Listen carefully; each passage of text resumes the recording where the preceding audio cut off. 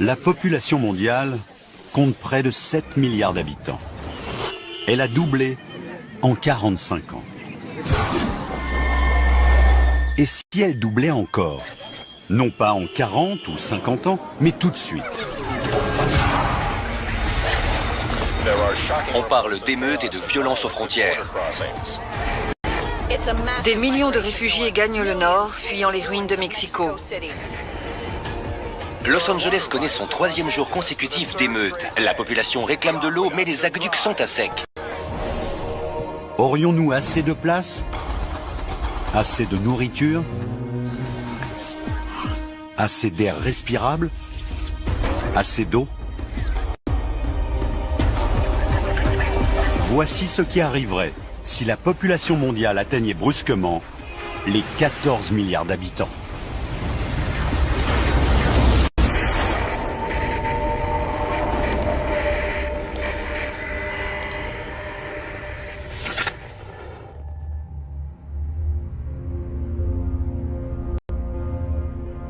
La Terre n'a pas toujours été si peuplée. À l'époque où les pyramides ont été construites, la planète comptait moins de 30 millions d'êtres humains.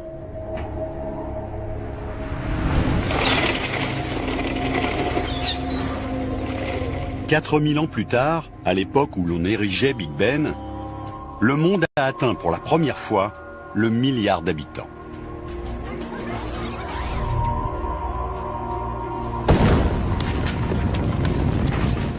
À peine 80 ans plus tard, au moment où le mont Rushmore a été sculpté, elle avait déjà doublé et atteignait 2 milliards. Il ne lui a fallu ensuite que 45 ans pour doubler encore, atteignant 4 milliards en 1973, au moment où l'on bâtissait les tours du World Trade Center. Nous continuons de nous multiplier à une vitesse étourdissante. Chaque année, la population mondiale augmente de l'équivalent de 10 villes de New York. Si nous continuons à ce rythme, elle doublera encore dans 59 ans.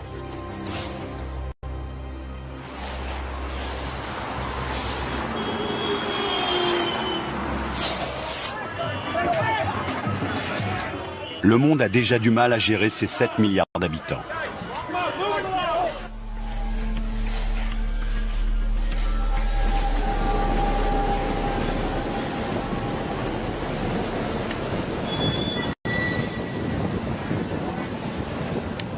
Qu'arriverait-il si elle doublait dès maintenant?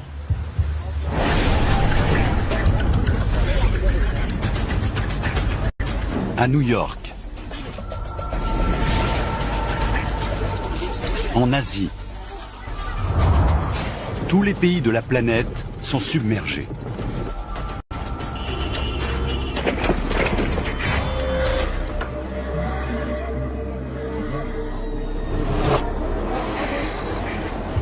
Tout d'un coup, la planète est devenue surpeuplée.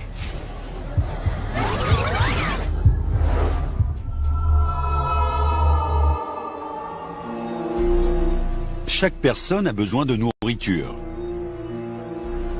d'eau, d'un logement.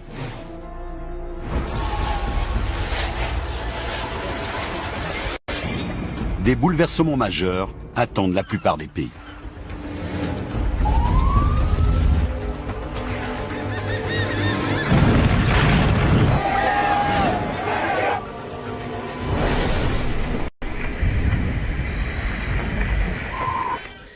Voici le premier bébé américain de l'année. La population du pays atteindra cette année 620 millions d'habitants. À Beijing, on termine en ce moment le premier gratte-ciel de 200 étages. Il culmine à plus de 800 mètres de haut. 10 autres sont prévus pour l'an prochain. Le maire de New York a approuvé la construction du premier super gratte-ciel de la ville.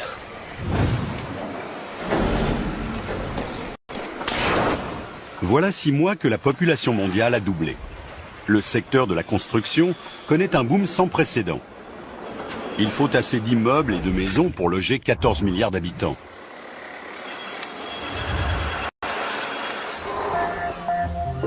À Los Angeles, métropole coincée entre l'océan et les collines, on construit partout où l'on peut. le secteur de Chavez Ravine, qui abrite le stade des Dodgers, est la cible des promoteurs.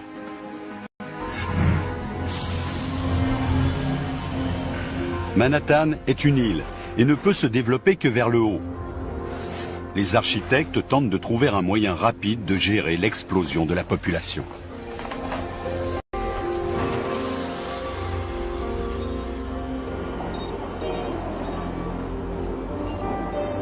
Ils conçoivent et construisent les plus grands gratte-ciel du monde, hauts de plus de 200 étages.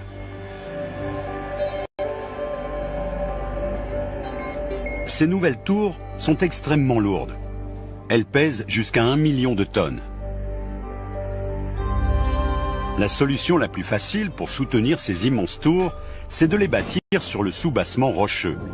On évitera ainsi qu'elles sombrent dans le sol. À Manhattan, les premiers gratte-ciel de l'histoire ont été construits sur Wall Street. Le substrat rocheux y est plus proche de la surface. Mais à présent, ils vont s'élever bien plus haut. Des milliards de gens attendent un logement et la claustrophobie s'installe. Des familles entières s'entassent dans les hôtels, les bureaux, partout où ils trouvent de la place.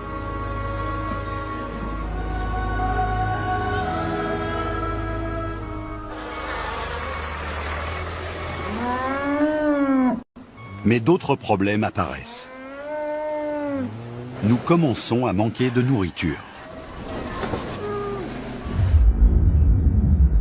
Avant que la population ne double, les terres agricoles occupaient une surface équivalente à la totalité de l'Amérique du Sud. Il faut en créer de nouvelles, d'une surface égale à 2 fois l'Europe.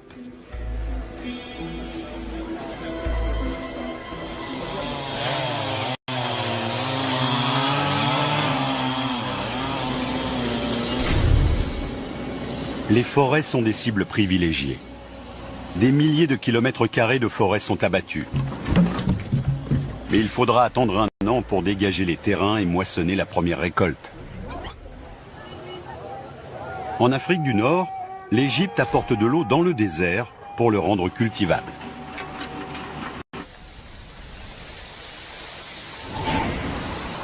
Avant le doublement de la population, on disposait d'assez de maïs et de blé pour nourrir la planète pendant 12 semaines.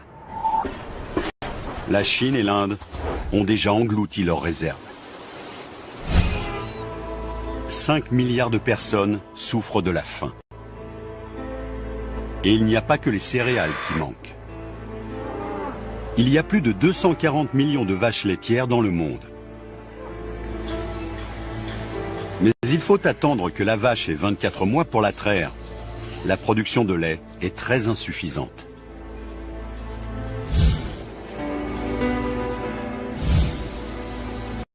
Le prix de la nourriture grimpe en flèche. Dans le jargon des économistes, on assiste à ce qu'on appelle une hyperinflation. Au supermarché, le panier moyen coûte $700. Les États-Unis ont un avantage sur de nombreux pays. Ils exportaient chaque année 72 millions de tonnes de céréales, dont 45 millions de tonnes de maïs, un peu plus du quart de la production.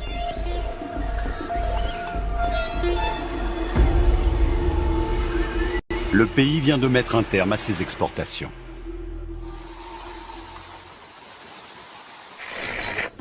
Depuis 3 jours, les délégués des Nations Unies mènent la campagne « Nourrir l'Amérique d'abord ». Pour nourrir ce nouveau monde, les pays se tournent plus que jamais vers la mer. De gigantesques filets de 1,5 km de hauteur ratissent les océans pour attraper les poissons.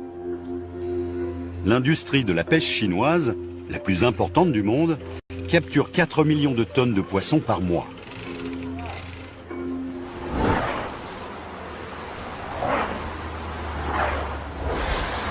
Nos infrastructures sont mises à rude épreuve.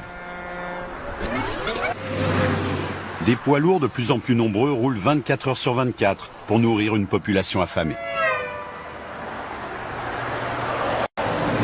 Aux États-Unis, un tiers des autoroutes étaient déjà en mauvais état. La brusque augmentation de la circulation entraîne des catastrophes.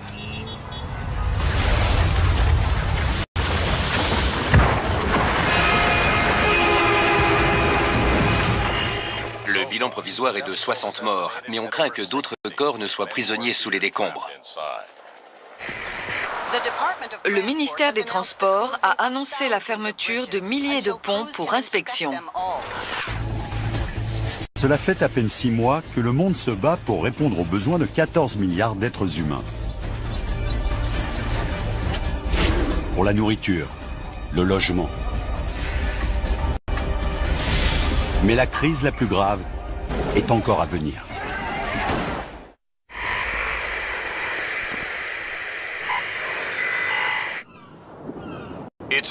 C'est la plus grande crise du logement de tous les temps. 3 milliards de personnes n'ont nulle part où vivre. À Washington, plus de 100 000 personnes ont élu domicile dans le parc du National Mall, tout près du Capitole. Pour l'instant, le président se refuse à les en déloger.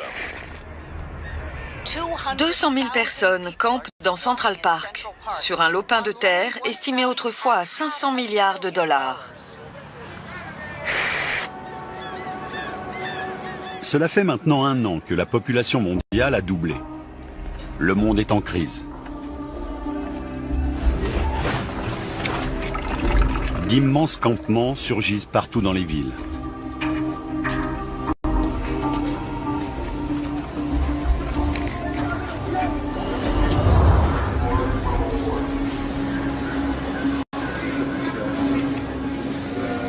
À New York, il a fallu augmenter la cadence des métros.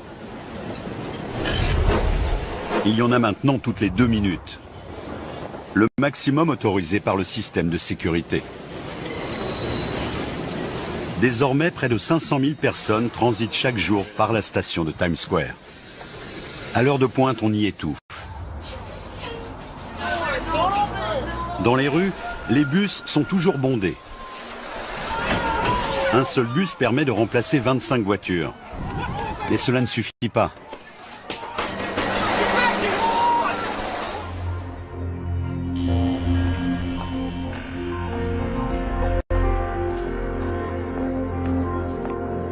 Les architectes ont terminé les plans de plusieurs super gratte-ciel de 200 étages de haut.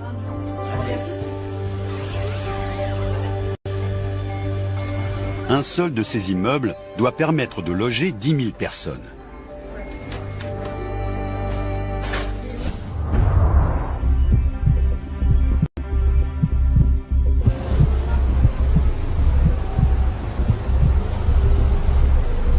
Ces super gratte-ciel poussent partout dans le monde. Certains d'entre eux ont la partie supérieure ajourée pour ne pas donner prise aux vents violents. Mais en Chine, une catastrophe se produit.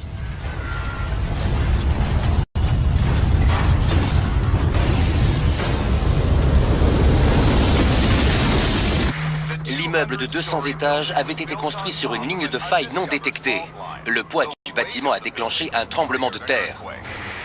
Les sauveteurs fouillent les décombres. Les autorités ont indiqué que le séisme avait fait plus de 3000 morts.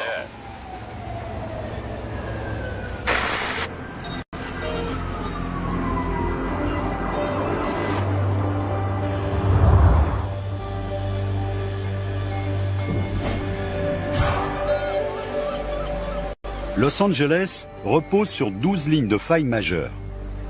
Par crainte des tremblements de terre, les immeubles ont rarement plus de 20 étages, y compris les nouveaux bâtiments de Chavez Ravine. À peine terminé, le premier immeuble est pris d'assaut.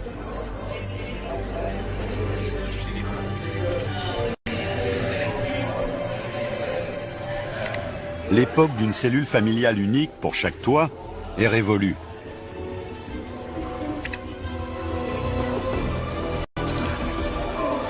Dans les villes, la population explose.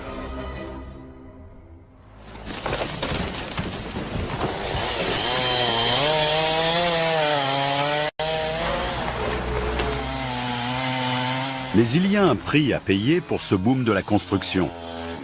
Pour bâtir la structure en bois d'une seule maison, il faut parfois abattre une centaine d'arbres.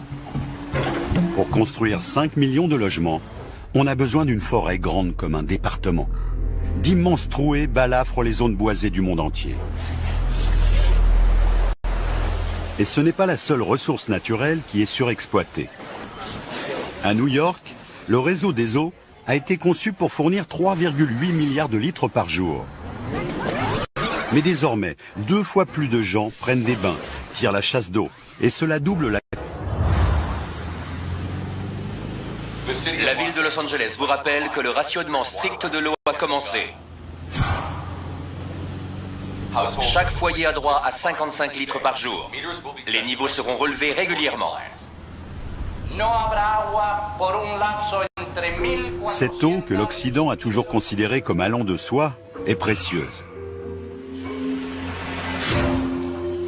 Avant l'explosion de la population, un foyer utilisait en moyenne 870 litres d'eau par jour pour la douche, le lave-linge et la vaisselle. Aux États-Unis, un tiers de cette eau n'était même pas utilisée dans la maison, mais dans le jardin, pour arroser la pelouse. L'époque de la facilité est révolue.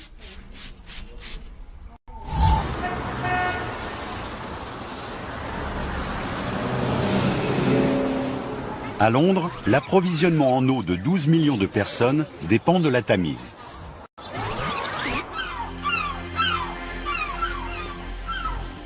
On utilise tellement d'eau qu'à marée basse, les navires sont à sec. Ceci est un rappel. L'eau sera coupée entre 14h et 18h. Partout dans le monde développé, c'est la même chose. Achtung! Zwischen 14 et 18. L'eau n'est pas disponible cet après-midi. C'est un annonce. Entre orele de 2 și 6.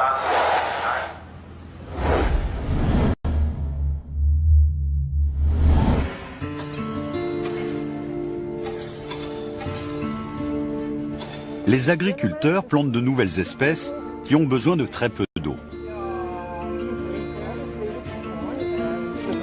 En modifiant les gènes du maïs et du blé, les plantes peuvent survivre avec moins d'eau de pluie ou d'arrosage. Ces plantes résistantes à la sécheresse sont très demandées.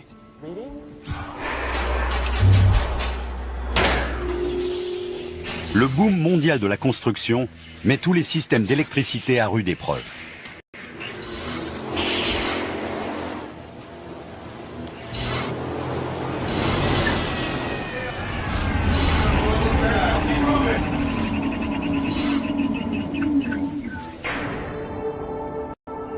En Amérique du Nord, 100 nouvelles centrales nucléaires sont construites à la hâte. Mais certaines mettront 10 ans avant de devenir opérationnelles. La solution la plus rapide, c'est le charbon. En Chine, 4 nouvelles centrales au charbon sont mises en service chaque semaine.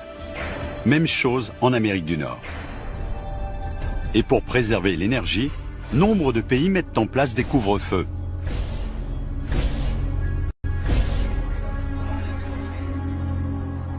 Les lumières et néons des grandes villes s'éteignent à minuit.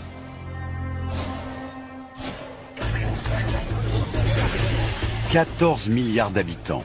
C'est un poids énorme pour notre planète. Bientôt, nous devrons faire des sacrifices majeurs. Mais ce ne sera pas suffisant.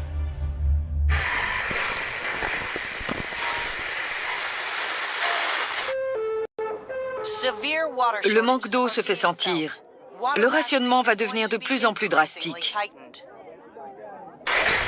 La Chine attend désespérément l'aide étrangère. Les nouvelles fermes n'ont pas produit les récoltes dont le pays a besoin. Washington a déclaré un nouveau prolongement de la loi martiale qui dure maintenant depuis 3 ans. Des batailles rangées entre la police et les gangs sont survenues dans tout le pays. Voilà 3 ans que la population mondiale a doublé pour atteindre les 14 milliards d'êtres humains. Le monde devient de plus en plus dangereux. Des centaines de millions de personnes sont au chômage. Elles vont de ville en ville à la recherche d'un emploi et de nourriture. La hausse des prix, la crise économique, la colère et le désespoir conduisent à la violence.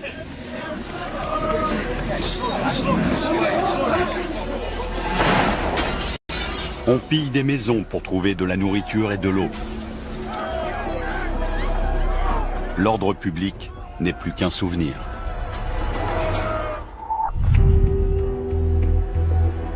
Le développement massif des centrales électriques provoque une pollution constante. En Chine, 75% de l'électricité provient du charbon. Les fumées masquent la lumière du soleil. La journée a encore été sombre à Beijing. La ville est asphyxiée par un épais nuage de pollution. La Chine défend sa décision de doubler le nombre de centrales au charbon pour alimenter les logements et l'agriculture. La tentative désespérée de la Chine asphyxie également l'Amérique du Nord. Le jet stream transporte la fumée et les toxines vers la Californie. À Los Angeles, le smog venu d'Asie vient se mêler à la pollution produite par 5 millions de voitures. La ville est enveloppée dans un épais nuage de pollution. Et l'Amérique du Nord n'est pas seule dans ce cas. Nous avons une alerte à la pollution pour le 8e jour consécutif. Il est conseillé aux personnes âgées et souffrant de difficultés respiratoires de rester chez elles. À Londres, les effets de la pollution sont dramatiques. En 1952, le smog avait causé la mort de 12 000 personnes. Cette fois, le bilan est bien pire. Le nuage de pollution dure depuis des semaines. Des dizaines de milliers de Londoniens meurent.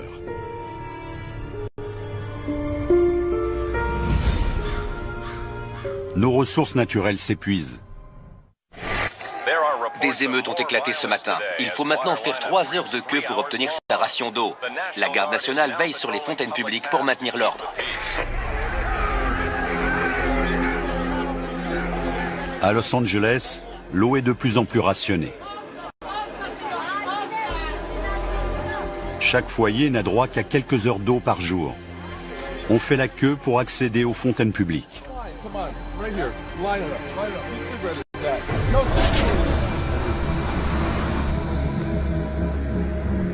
Los Angeles est alimenté par d'immenses aqueducs.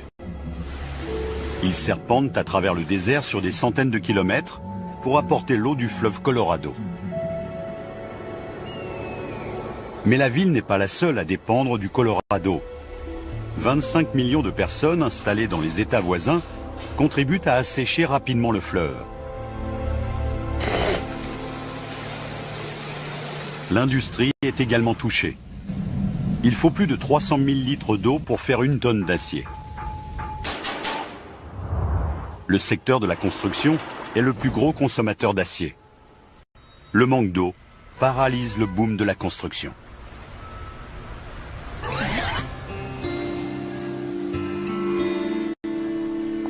Pour trouver de l'eau, les villes côtières se tournent vers la mer.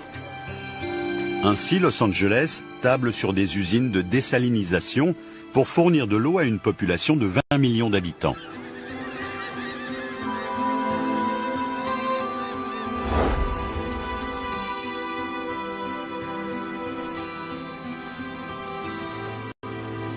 Les exploitations agricoles comptent parmi les plus gros consommateurs d'eau.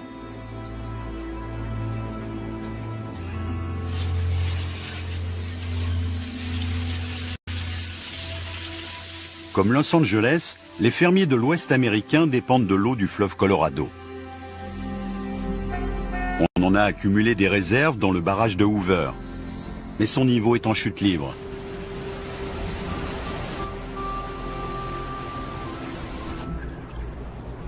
Les hommes prélèvent des milliards de litres de plus que le fleuve ne peut en fournir.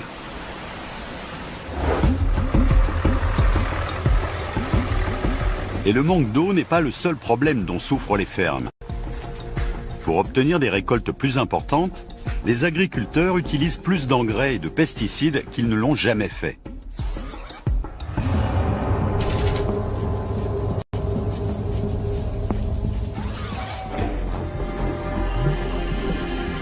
Dans les océans du globe, de nombreuses espèces de poissons ont déjà disparu.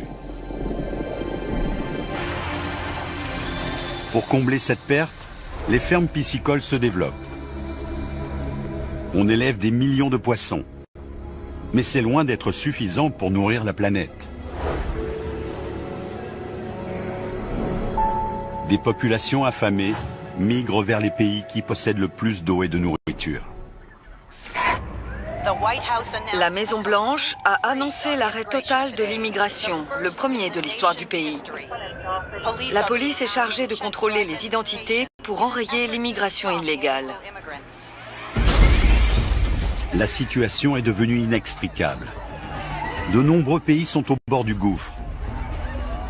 La violence est partout. La nourriture, nulle part. Et bientôt, les fermes vont cesser de produire.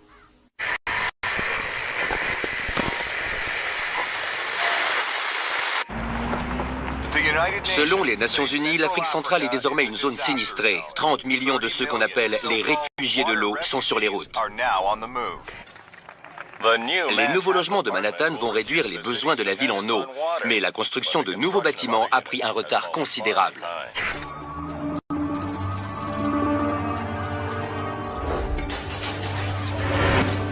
Voilà 7 ans que la population mondiale a doublé. À New York, les campements de fortune de Central Park ont disparu, remplacés par une forêt de gratte-ciel et de chantiers. Mais le manque d'eau et d'électricité retarde de plusieurs années la construction de nouveaux bâtiments. Cette crise semble insurmontable. Dans les rues, la vie aussi a changé.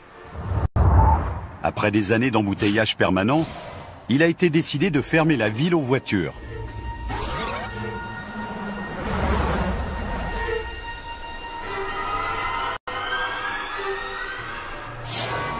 Les banlieusards doivent désormais emprunter les transports publics.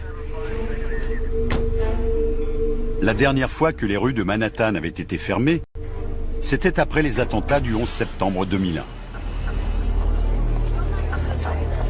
Les rues sont entièrement dévolues aux piétons, aux vélos et aux bus.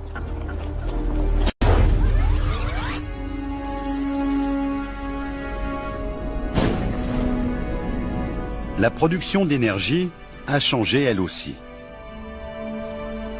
Pour alimenter 620 millions de personnes en électricité, les États-Unis avaient entrepris la construction de dizaines de réacteurs nucléaires. Certains sont désormais opérationnels. Mais cet immense effort ne fournit que 25% d'énergie supplémentaire.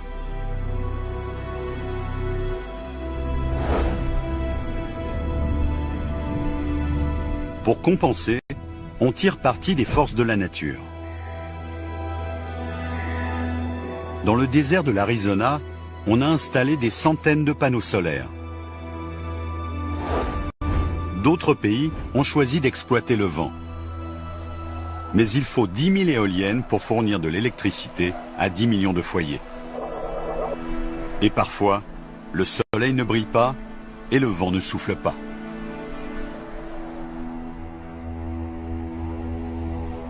La majeure partie de cette électricité est destinée aux villes. À Los Angeles, 2000 personnes logent dans cet immeuble.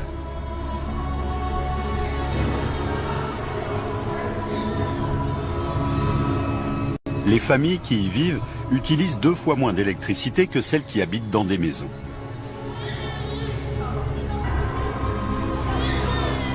Dans un monde qui compte 14 milliards d'habitants, les villes sont donc la solution la plus économique. Mais à Los Angeles, la crise de l'eau continue.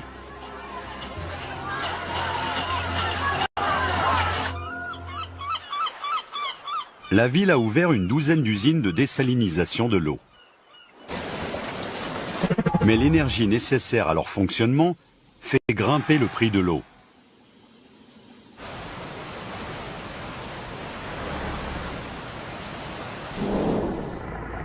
Son transport est également prohibitif.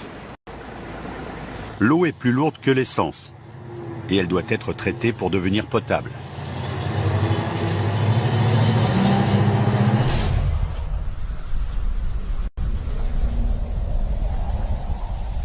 La crise de l'eau affecte aussi durement les campagnes.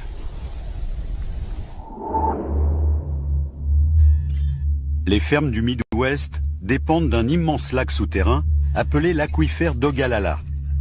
Il fait la taille de la Californie. La population est alimentée par les pompes reliées à l'aquifère. Cette nappe s'est formée au cours de millions d'années, à mesure que l'eau de pluie filtrait à travers le sol poreux.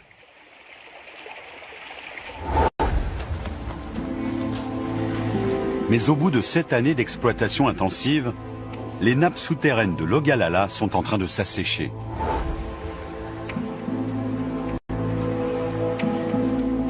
Les récoltes de l'année destinées à nourrir le monde sont ruinées.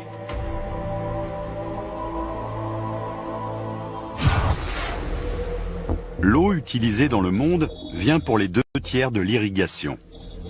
Mais les nappes du monde entier sont en train de disparaître.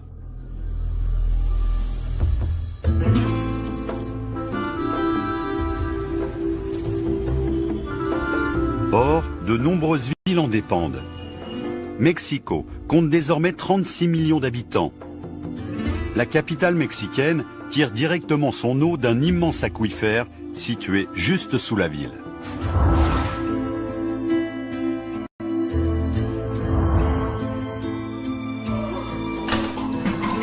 Mais les tuyaux qui apportent l'eau fuient.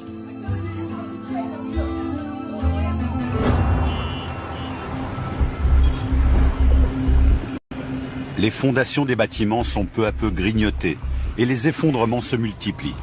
La plus grande cathédrale de Mexico s'est effondrée aujourd'hui. Le terrain sur lequel elle reposait a brutalement cédé. On estime que 200 personnes se trouvaient à ce moment-là dans le monument.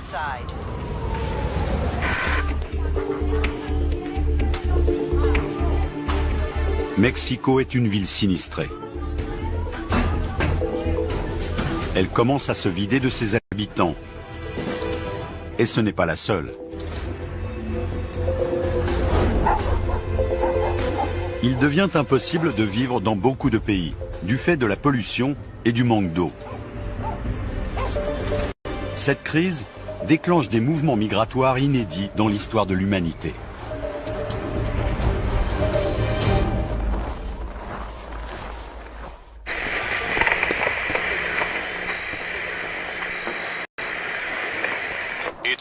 C'est la pire crise humanitaire de l'histoire. Les réfugiés de l'eau sont de plus en plus nombreux. Des millions de gens sont jetés sur les routes. Une population désespérée et affamée se masse aux frontières de nombreux pays. Ils réclament avant tout de l'eau.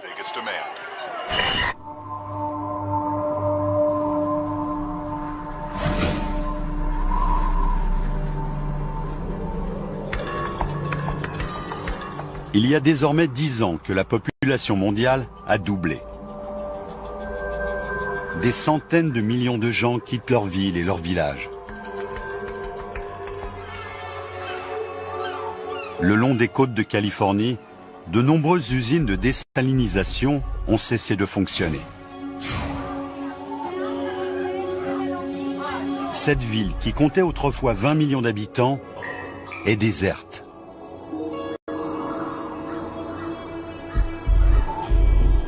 Les immeubles d'habitation construits après le doublement de la population sont abandonnés.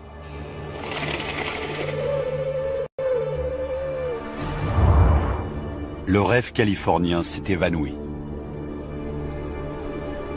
Il dépendait de l'eau stockée dans de vastes réservoirs sur le fleuve Colorado. Mais ces derniers sont pratiquement vides, asséchés par des villes trop peuplées et des exploitations agricoles trop gourmandes en eau. Les fermes sont privées d'eau. Les agriculteurs n'ont plus le choix. Ils doivent quitter leurs terres.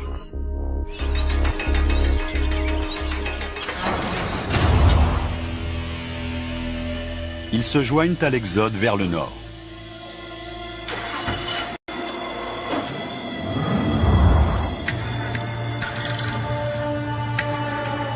Leur destination ?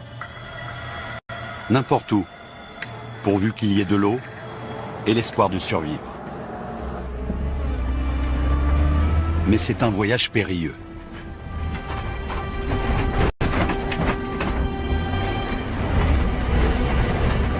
Il est dangereux de boire l'eau des mares et des ruisseaux. Ils sont remplis de pesticides et d'engrais liés à la surproduction agricole.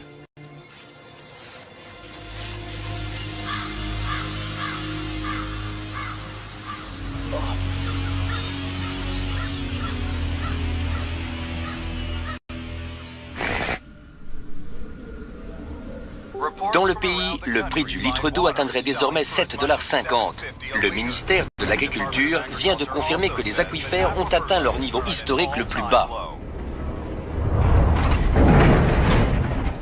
L'eau est désormais plus précieuse que l'essence.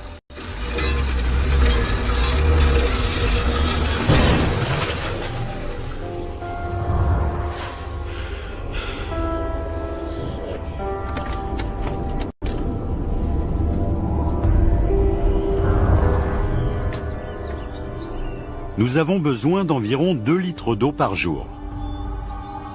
Si nous en sommes privés, notre corps commence à se déshydrater au bout de 2 jours. Nous cessons d'uriner et de suer.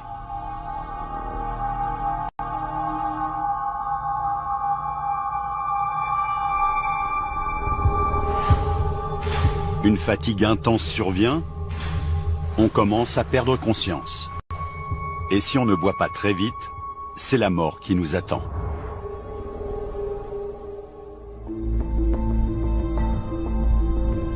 L'eau est de plus en plus polluée.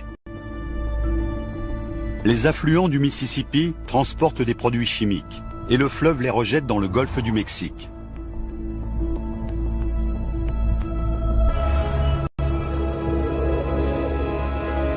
Les engrais accélèrent la croissance des algues. Elles s'étendent sur des kilomètres carrés à la surface des mers. En se décomposant, elles aspirent l'oxygène de l'eau. Le résultat, c'est un désert flottant. Les poissons ne peuvent plus respirer. Les plantes périssent. La pollution contamine peu à peu toute la planète.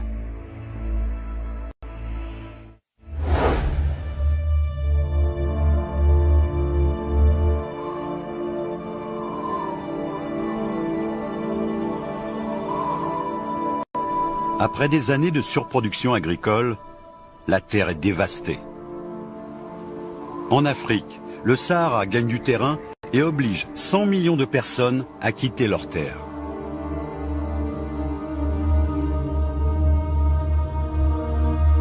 En Amérique du Nord, les réfugiés de l'eau se dirigent vers le plus vaste réservoir mondial d'eau douce, les Grands Lacs.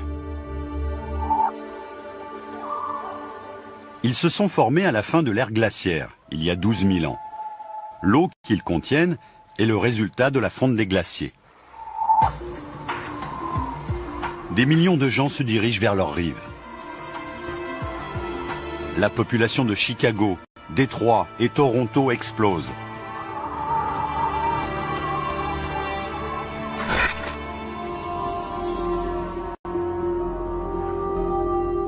Il existe d'autres réserves d'eau douce.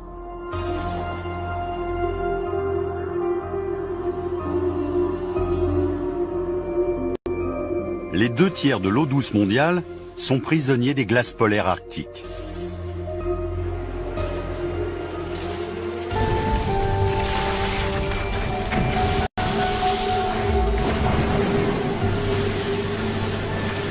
Au pôle Nord, on dynamite des pans entiers de banquise. On remorque ensuite les icebergs vers les villes côtières.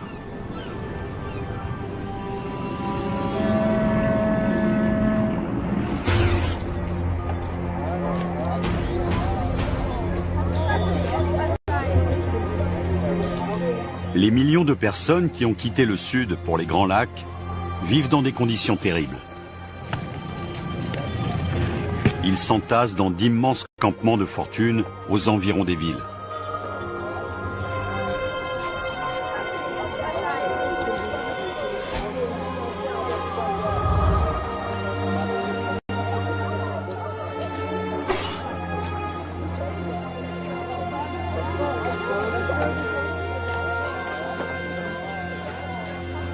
Le doublement de la population a entraîné le plus grand mouvement migratoire de l'histoire. Mais le pire est encore à venir.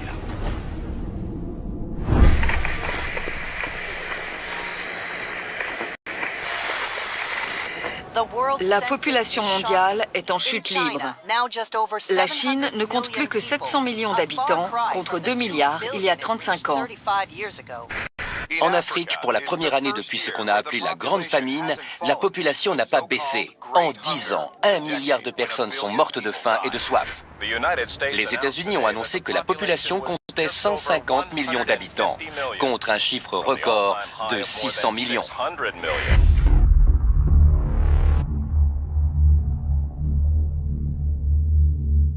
Il y a maintenant 35 ans que la population a doublé. Près des lacs, les villes se sont développées jusqu'à atteindre 35 millions d'habitants. Les gratte-ciel ont poussé comme des champignons.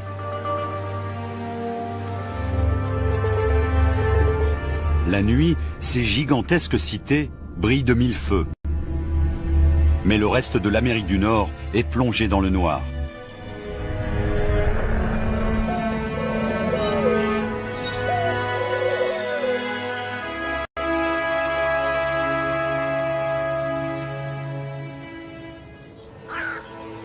Les villes, autrefois si actives, ont été abandonnées. En Grande-Bretagne, en France, aux États-Unis, l'économie s'est effondrée dans toutes les régions situées trop loin de l'eau. La quasi-totalité des plaines du Midwest a été abandonnée par manque d'eau. Ces plaines étaient irriguées par l'eau pompée dans l'aquifère d'Ogallala. Mais 35 ans passés à tenter de nourrir une population dédoublée ont pratiquement asséché la nappe. Peu à peu, pourtant, la pluie et la neige font remonter son niveau. Mais il faudra des années pour remplacer l'eau que les humains ont exploitée.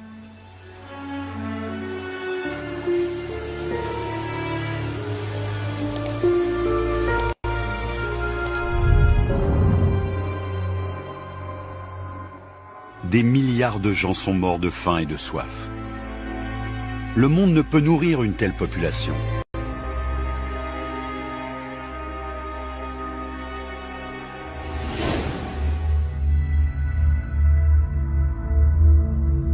Après 35 ans de déclin, la population de la Terre s'est enfin stabilisée. Elle ne compte plus que 4 milliards d'habitants. La planète renaît.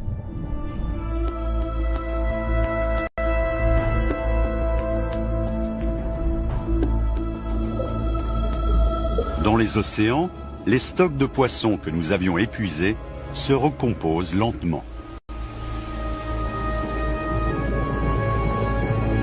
Les forêts regagnent les zones qu'elles occupaient avant l'installation de nouvelles exploitations agricoles. Pour la première fois depuis des décennies, les fleuves coulent sans entrave. Ils ne sont plus captés par des barrages, ni dérivés pour l'irrigation. Le niveau des réservoirs du fleuve Colorado remonte.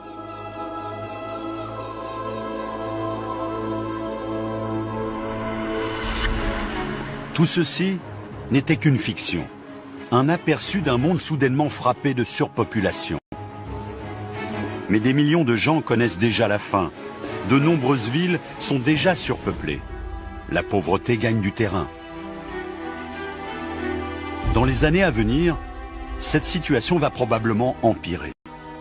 Pour certains, nous avons déjà atteint la limite que la planète peut supporter. Et pourtant, la population mondiale continue d'augmenter.